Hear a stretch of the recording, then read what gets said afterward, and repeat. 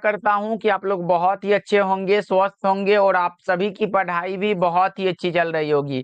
प्यारे बच्चों, आज के क्लास में हम लोग पढ़ने वाले हैं क्लास 12th केमिस्ट्री का 5 मोस्ट इंपॉर्टेंट शॉर्ट क्वेश्चन। ये सारे प्रश्न आपके बोर्ड एग्जाम में 2 नंबर में पूछे जाते हैं। तो बच्चा पार्टी आज के क्लास को बिल्कुल ध्यान से देखिएगा और आज के क्लास में दिए जाने वाले केमिस्ट्री के इस 5 सब्जेक्टिव क्वेश्चन को जरूर अच्छे से याद कर लीजिएगा। हो सके तो इसका एक प्यारा सा नोट्स भी बना लेना, जिससे कि एग्जाम टाइम में आपको रिवीजन करने में आपका बहुत ही हेल्प होगा। चलो जी, क्लास को स्टार्ट करते हैं। सभी बच्चे बिल्कुल ध्यान से देखिएगा, नोट्स बनाते चलिएगा, एकदम ध्यान से देखना। पहला नंबर सवाल देखिए, कई बार पूछा गया सवाल है तो लगाते चलना। देखो, पहला नंबर सवाल है कि विटामिन से आप क्या समझते हैं, बताओ। यहां से ऑब्जेक्टिव और सब्जेक्टिव दोनों पूछा जाता है। What do you understand by vitamin. तो आपको याद रखना है कि विटामिन जो होता है ऐसे कार्बनिक पदार्थ जो जंतुओं तथा मनुष्यों के शरीर की उचित वृद्धि तथा उनकी जैविक क्रियाओं के लिए आवश्यक होता है, उसे विटामिन कहते हैं। देखो, आंसर भी हमारे पास दिया गया है।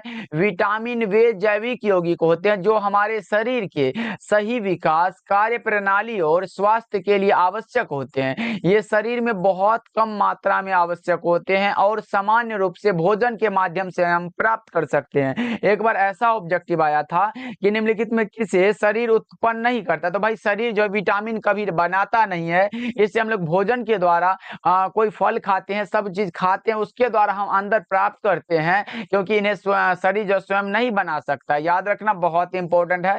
अगर हो सके तो दूसरा डिफिनेशन हमने पहले क्लास में बताया था कि ऐसे कार्बनिक पदार्थ जो जंतुओं तथा मनुष्यों के शरीर की उचित वृद्धि तथा उनकी जैविक क्रियाओं के लिए आवश्यक होता है, उसे हम लोग विटामिन कहते हैं। इतना भी लिख दोगे तो काम हो जाएगा। और यहाँ पे दिया गया कि विटामिन को 2 वर्गों में वर्गीकृत किया गया। बहुत इंपॉर्टेंट है बच्चा पार्टी। एक हमारा वसा में घुलनशील है विटामिन है और दूसरा हमारा जल में घुलनशील विटामिन है। एग्जाम में ये भी आया हुआ है कि निम्नलिखित में कौन सा जल में घुलनशील है, कौन सा वसा में घुलनशील है। तो मैं यहाँ पे लिख भी दे रहा हूँ। देखो देखो, अगर वसा में घुलनशील की बात हो रहा हो तो विटामिन ए होता है, विटामिन डी होता है, विटामिन ई होता है और विटामिन के होता है। ये क्या है, चारों के चारों ये वसा में घुलनशील है। उसके बाद अगर जल में घुलनशील की बात हो तो जल में घुलनशील हमारा जो होता है वो होता है बी होता है, और बी कॉम्प्लेक्स यानी कि B1 हो गया, B2 हो गया, ये सब हो गया। यहाँ बी कॉम्प्लेक्स और कौन सा होता है, और सी होता है, यानी कि विटामिन बी कॉम्प्लेक्स और विटामिन सी जो होता है ये जल में घुलनशील है और वसा में घुलनशील ADE के। याद रहेगा, बहुत इंपॉर्टेंट है भाई। अगर पूछे निम्नलिखित में कौन सा जल में घुलनशील है तो विटामिन बी और विटामिन सी। याद रहेगा ना। ओके, हमने बता दिया पहले। देखो, रिवीजन करने के लिए फिर से बता दे रहा हूं। ऐसे कार्बनिक पदार्थ जो जंतुओं तथा मनुष्यों के शरीर की उचित वृद्धि तथा उनकी जैविक क्रियाओं के लिए आवश्यक होता है, उसे हम लोग विटामिन कहते हैं। ओके, विटामिन को 2 वर्गों में वर्गीकृत किया गया। वसा में घुलनशील विटामिन और दूसरा जल में घुलनशील विटामिन।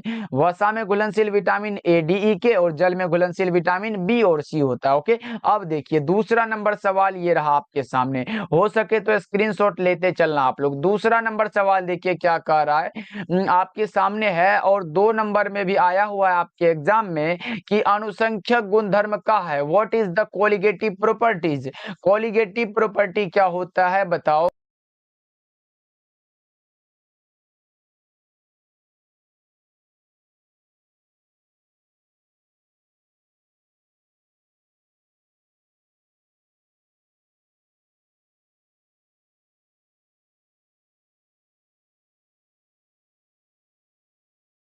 विलियन का अनुसंख्यक गुणधर्म वे भौतिक गुणधर्म है जो विलियन में घुले हुए कणों की संख्या पर निर्भर करता है, न कि उनके प्रकार पर। यानी कि विलियन का अनुसंख्यक गुणधर्म वह होता है जो विलियन में उपस्थित विलय के कणों की संख्या पर निर्भर करता है। कणों के आकार या प्रकृति पर इससे कोई लेना देना नहीं है।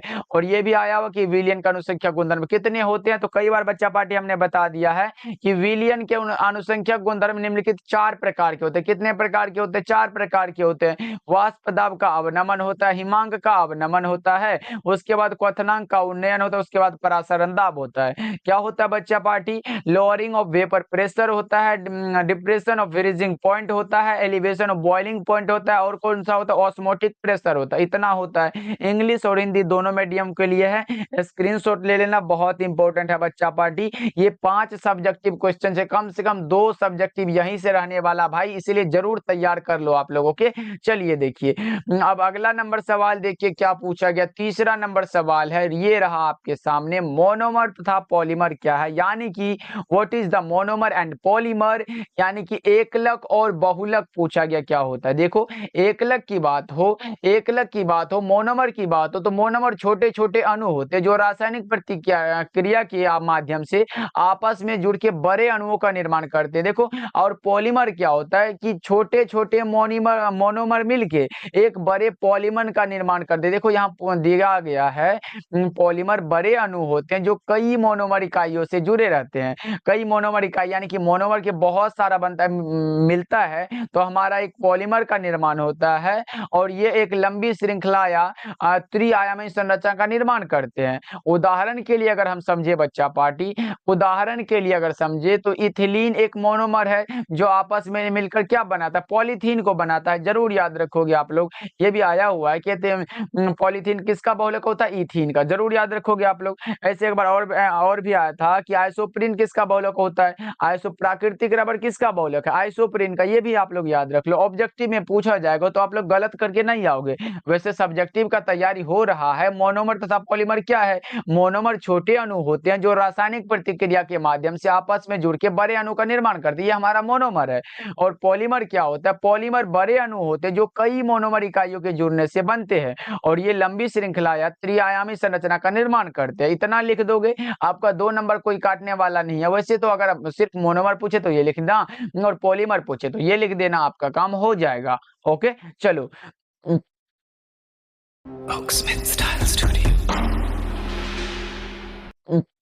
हम 4th नंबर सवाल की ओर बढ़ते हैं। 4th नंबर सवाल देखो क्या कर रहा है, सेल स्थिरांक क्या है बताओ जी। सेल स्थिरांक जो होता है, what is the cell constant, यानी कि देखो आंसर भी दिया गया है, 2 इलेक्ट्रोडों के बीच की दूरी एवं उसके अनुप्रस्थ काट के क्षेत्रफल को क्या कहते हैं? सेल स्थिरांक कहते हैं, जिसे हम लोग x के द्वारा या फिर जी नोट के द्वारा भी सूचित करते हैं। अगर हम लिखे x बराबर लिख सकते हैं 2 इलेक्ट्रोडों के बीच की दूरी, लंबाई में लिखेंगे, और बटा में देखो अनुप्रस्थ काट के क्षेत्रफल को यानी कि एरिया को क्या कहते हैं? लंबाई का हमारा सेंटीमीटर हो जाएगा और एरिया का सेंटीमीटर स्क्वायर हो जाएगा। अगर यहां से हम निकालते हैं तो 1 सेंटीमीटर से 1 सेंटीमीटर गया तो हमारे पास बचा 1 सेंटीमीटर। अगर इसी को ऊपर ले गए तो सेंटीमीटर इनवर्स होगा। यानी कि बच्चा पार्टी समझने वाली बात यह है कि अगर पूछे सेल स्थिरांक का मात्रक क्या होता है तो सेंटीमीटर इनवर्स लगाना। अगर पूछे सेल स्थिरांक बराबर क्या होता है? L बटा में A होता है। ये भी लिख लो, ऑब्जेक्टिव में आ गया तो छोड़ के कैसे आ सकते हो? अगर 2 नंबर में जितना मैंने इसको लिखा है इतना को लिख दोगे तो और भी लगेगा भाई एकदम अच्छे से लिखो, सजा के लिखे हो तो नंबर तो मिल जाएगा आप लोगों को, इसलिए इतना को लिख देना आप लोग। चलो आगे बढ़ते हैं। 5वां नंबर सवाल देखिए। 5वां नंबर सवाल है, वैसे अब जो है 5-5 करके सारे सब्जेक्ट का हम आपको करवा देंगे, घबराना नहीं है। और लेकिन 5-5 अगर दे रहे हैं तो इसका मतलब है कि आप लोगों को याद करने में आसानी होगी, और याद करके सुनाओगे हमें। देखो, प्राथमिक और द्वितीयक सेल क्या, बहुत इंपॉर्टेंट है ऑब्जेक्टिव प्लस सब्जेक्टिव के लिए कि प्राथमिक और द्वितीयक सेल क्या है, बता दो।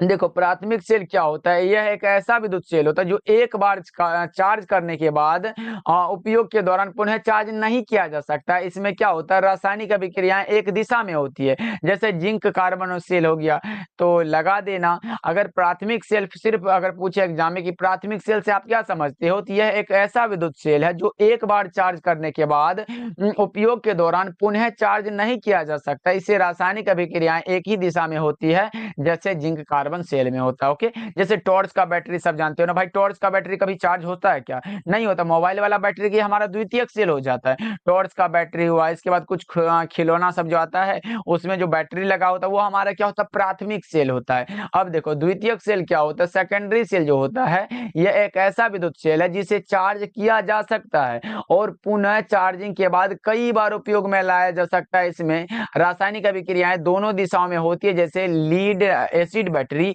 मानो अगर कोई भी बैटरी, इन्वर्टर जानते हो उसको हम पुनः चार्ज कर सकते हो। उसके बाद मोबाइल का बैटरी जानते हो, जो कि अभी देख रहे हो आप लोग, तुरंत चार्ज घटा जाके लगा देते हो फटाफट से। ये क्या है, ये हमारा द्वितीयक सेल है। और भी बहुत सारे ऐसे इमरजेंसी लाइट होते हैं, वो सब होता है, उसमें क्या होता है, उन्हें हम लोग पुनः चार्ज कर सकते हैं और पुनः यूज भी कर सकते हैं। इसीलिए याद रहे, बहुत इंपॉर्टेंट है। हमने 5 सब्जेक्टिव को कराया आज के क्लास में, और भी हमारा डेली क्लास होगा, तो जरूर ज्वाइन करिएगा। सब्सक्राइब कर लीजिएगा इस चैनल को, पहली बार अगर ज्वाइन कर रहे हो हमारे साथ तो ओके। तो फिर मिलते हैं अगले क्लास में बच्चा पार्ट।